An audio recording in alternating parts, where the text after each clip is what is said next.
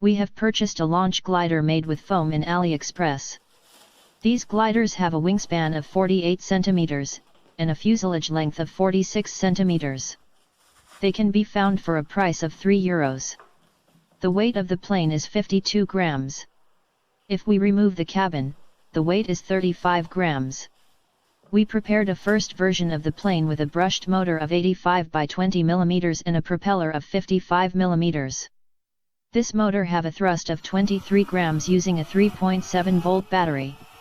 We use a FlySky receiver and an ESC for DC motors with a maximum amperage of 10 amps. We place the motor in pusher configuration, that is, placed behind the wing and pushing forward. We tilt the motor shaft so that the thrust line passes through the center of gravity of the aircraft, which is usually located in the first quarter of the wing. Thus, we avoid that the airplane has an accused tendency to pitch down. We prepare a support for the motor using a piece of extruded polystyrene. The plane, as it is, has a natural tendency to yaw to the right.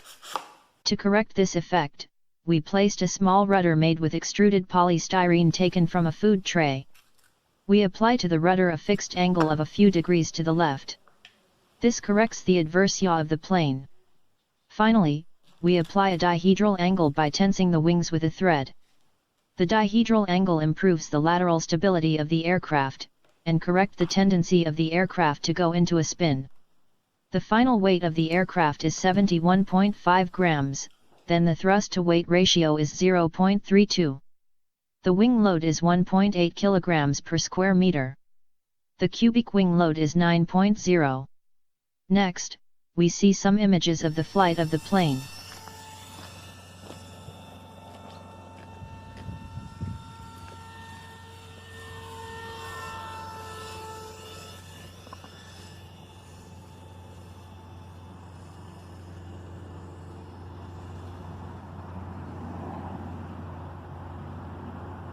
In the next step, we add a 3.7 gram weight servo to control the yaw of the plane. So we changed the 3.7 volt battery for a 7.4 volt, 500 mAh battery, which weighs 30 grams. We prepare a twin-engine plane that supports the weight provided by the new battery. We use a pair of identical motors of type N30, with propellers of 75 mm. These motors, connected in parallel to the 7.4 volt battery, provides a maximum thrust of about 40 grams. The rudder has been placed in a lower height, so that the barycenter of its surface is located almost at the same height as the aircraft's center of gravity. This will cause the plane to rotate in a horizontal plane when the rudder is applied. If the barycenter were very high, the plane would turn in an inclined plane, affecting its stability. To improve the aerodynamics of the airplane, we cover the battery with the cabin. The cabin has been previously hollowed out to reduce its weight. In addition, we place the receiver plus the ESC in a hollow of the fuselage.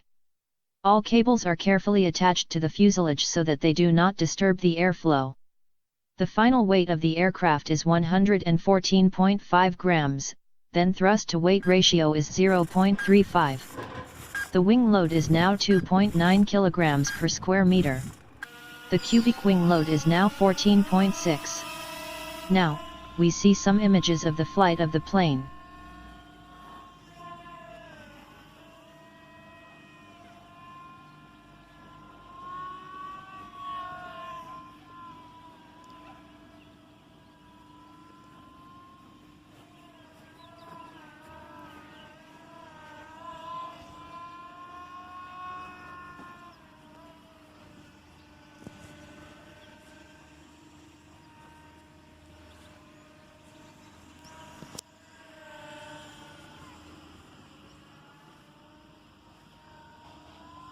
Look. We have bought a different model of glider. It is a more optimized model in terms of weight and dimensions. This model, without the cabin, weighs 29 grams, compared to 35 grams that weighs the previous model without the cabin. The wings of this model are polyhedral, which is very good to give the necessary dihedral angle. This is done by tensing the wings with a thread. We have modified the design to mount a 3-channel airplane, adding a channel to handle the elevator. Therefore, we will have a better control over the altitude of the plane. Since the new servo and rudder add extra weight to the plane, we have changed the battery to a lighter one of 350 mAh and 21 grams of weight. Taking advantage of the oversized vertical stabilizer, we have included the rudder inside it. We have detected that the adverse yaw of the previous models was due to the lateral decentering of the tail. In addition, the tail buckles exaggeratedly when the rudders are applied. Therefore, we have added threads to anchor and center the tail in order to avoid these problems. We have also reduced the thickness of the vertical stabilizer with a cutter so that the transition with the rudder is smooth. Built the plane with all the necessary elements, we have a final weight of 105 grams, and a thrust-to-weight ratio of 0.38. Flight autonomy is about 3 minutes. As we see in the video, there is an improvement in lateral stability thanks to the polyhedral wings.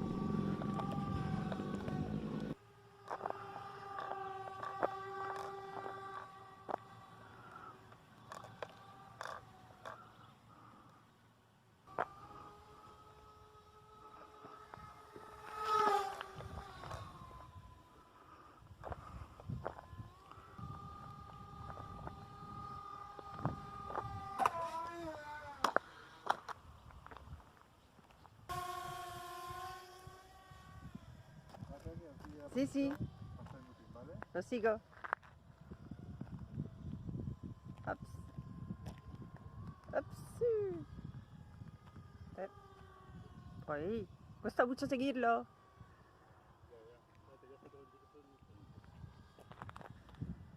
Es que se va muy lejos ahora. Sí. Cuidado, luego no vayas a... ¿Vale? No vayas a... Estoy.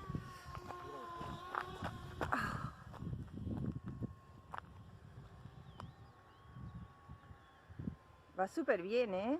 Lo tienes súper optimizado.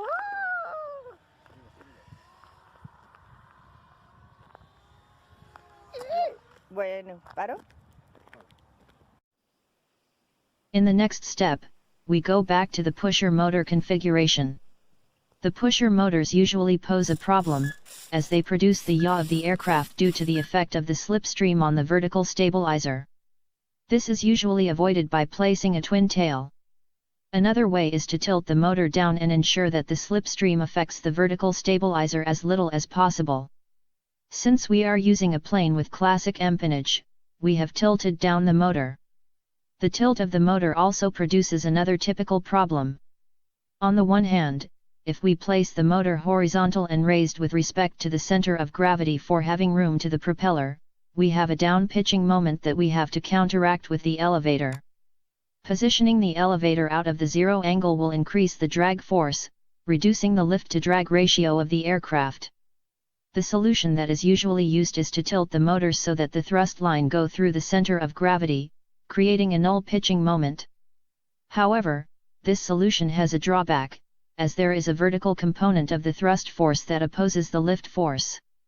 The options with respect to the inclination of the motor are to leave it horizontal and lose lift-to-drag ratio because of a greater force of drag, or to tilt it and lose lift-to-drag ratio because of a lower lift force. As we have already mentioned, we have decided to tilt the motor to avoid the yaw due to the effect of the slipstream on the vertical stabilizer. The chosen inclination is 22.5 degrees. We are using an N60 motor with a 3-blade propeller with 3 inches in diameter. This set produces a maximum thrust of 70 grams. However, since we have tilted the engine by 22 degrees, the maximum thrust available is only 65 grams. This issue is another of the disadvantages of tilting the motor, because we lose thrust. The body of the plane has been reinforced with wooden sticks. EPP foam resists compression well, but not traction. It tends to break not when it hits, but when it bounces and decompresses. The violent decompression of the foam after the impacts is avoided with the chopsticks. In the following tests, we noticed that the airplane does not have enough power to fly, losing altitude constantly.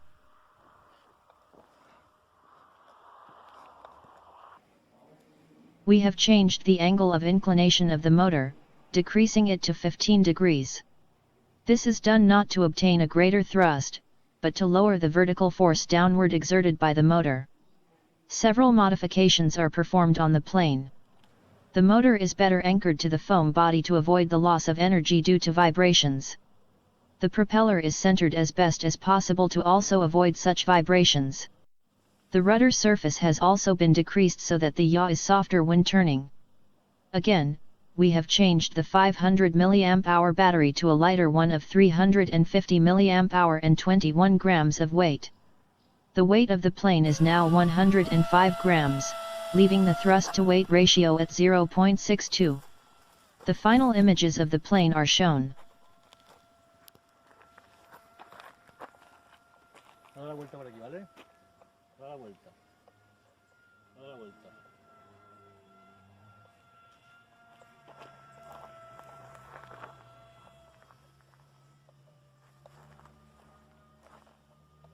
Da la vuelta, ¿vale? Lo paso por aquí.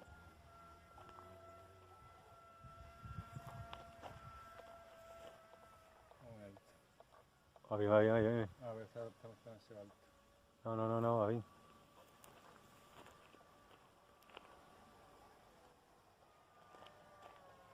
Muy alto, muy alto, muy alto, muy alto. No. Muy alto.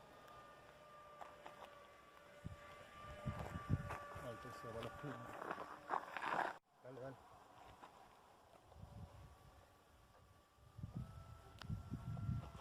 ¿Está grabando? Sí. Que por ahí arriba hay una corriente que se vaya para un lado.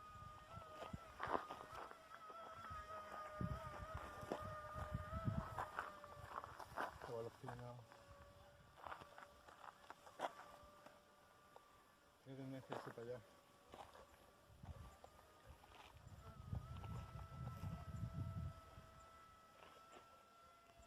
Por aquí.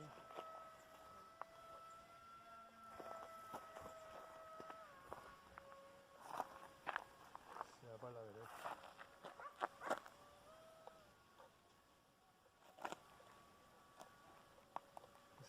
Se ve cuando batería y va ahí yéndose hacia abajo, ¿vale?